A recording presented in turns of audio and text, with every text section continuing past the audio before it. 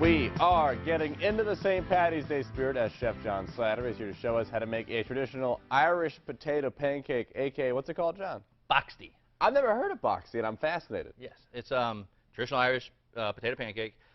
It's rumored that every Irish farm girl needed to learn how to make boxty properly in order to obtain her husband. So this is a good dish. It's really tasty. You can use it at breakfast. You can use it later in the day. Let's get started with it. First thing I did, I did render some bacon, and we have the fat here warm in our griddle pan. So we have that ready to go. And then we took 2 pounds of russet potatoes, and we grated 1 pound of them with the box grater. Real simple, just shredded them right up, and put them in a colander with a pinch of salt. So they're already soft enough to grate? Yep, well, this is raw potato, and we grated it up, and with the salt, you can see all this water came out. So we're going to throw that water away, and the brown from the potato is going to go away. Don't be nervous about that. So, and then we took the other half of the potatoes, and we boiled them, and made mashed potatoes. And can't go wrong with that. We're just going to mash up the potatoes. What is that device you're using? It's a mini whisk, but we're using a potato masher right at the moment. Okay. And to that, we're going to add our salt and pepper, cream. I see you're a big fan of the Himalayan rock salt. Well, it's a good salt. We like it. What does it add that salt doesn't have? I like, well, minerals, I like to think, from that part of the world. And it's just got a nice, clean bite to it. So we have our mashed potatoes. And to that, we're going to add an egg. Can you kind of whisk that in there? Yeah. And mashed potatoes and eggs in one pan. And then in this bowl, we're going to put the flour and baking powder. Whisk them together a little bit. Add them to the potatoes. And there's some chives in there you just threw? Green onions as well, yep. Okay, green onions, okay. And then the shredded potatoes. And we're just going to fold that together. Now, how come we like this with 2 different kinds of potato? Well, it gives a different texture. So it's kind of like a cross between just a pancake and a hash brown, because the shredded potatoes. Who doesn't like the sound of that? A pancake hash brown? And so we're going to, and then it just comes together like a pancake batter. Our griddle's nice and hot.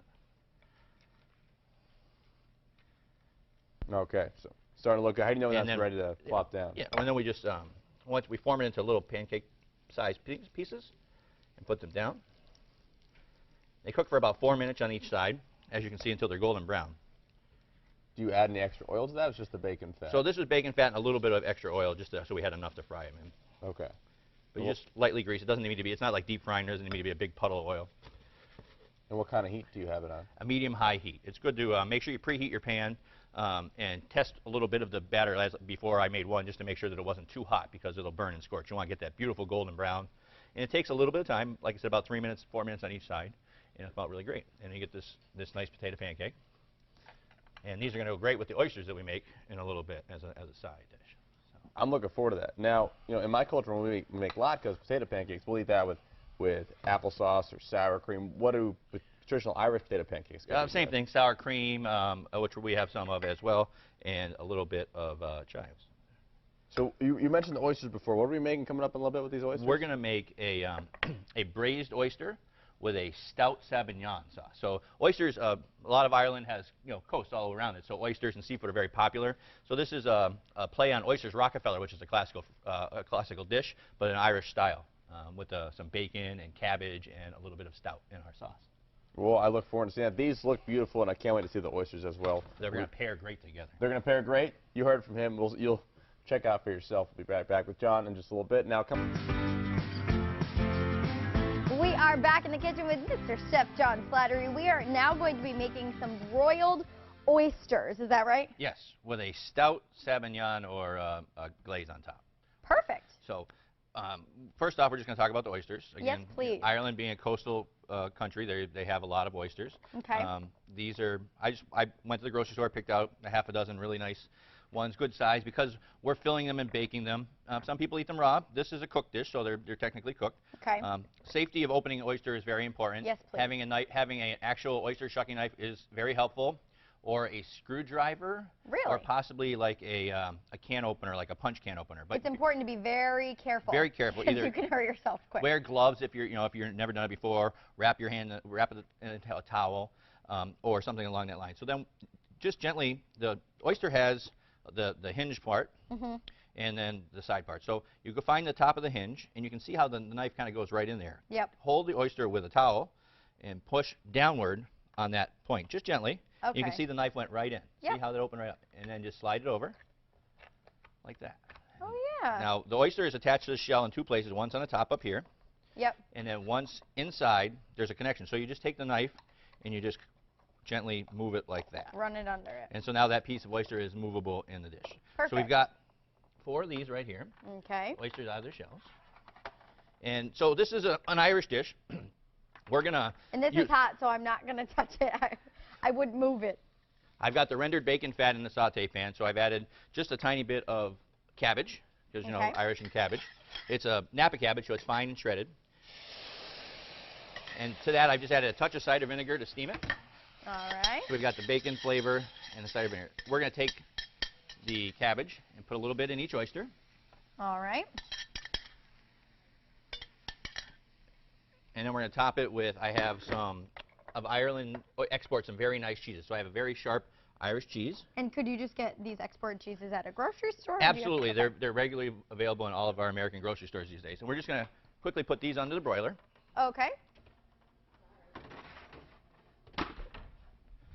And we're going to make the sauce. Now, the sauce is a butter and egg based sauce. So we've got 5... Love butter. Yeah, who doesn't, right?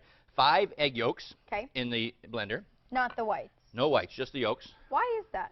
Well, this is because we're going to cook the yolks and it's going to make the sauce thick. It's a lot like making mayonnaise. A Sauvignon is a fancy version of mayonnaise with alcohol in it. So we've got the lemon juice, a little pepper, and we're gonna fire up the blender. Now the trick to making this is having butter at about 165, 170 degrees. Not hotter than that and not colder than that, because what happens is that this butter and egg will cook together. And we just gently pour the butter in. Oh, wow, that's pretty cool. And you can see in my container the water is at the bottom, and I'm only pouring the butter, the oil part. Oh, is that what that is? Yep. Ah. And to that, that's just about done. Now to that, I took Irish stout and put it in a pot and reduced that can until it was about half thickness. So now I've got a stout reduction. It's pretty tasty. Yeah. And we're going to put about an ounce of that stout reduction into the sauce as well. All right. That'll really give it that nice flavor. And those oysters should be coming out of the oven right now. All right. Take a look at this, everyone. That looks really, really good.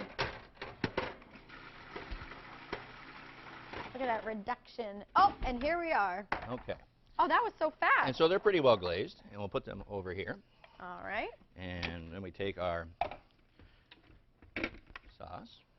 All right. And we're just going to ladle a little sauce over the top. Yum. And then we're going to glaze it with our handy-dandy blowtorch. Oh, my gosh. Or if you didn't have a blowtorch, you can put it back under the oven for just a minute. I'm going to call in Mr. Danny New because this is really fun. Whoa.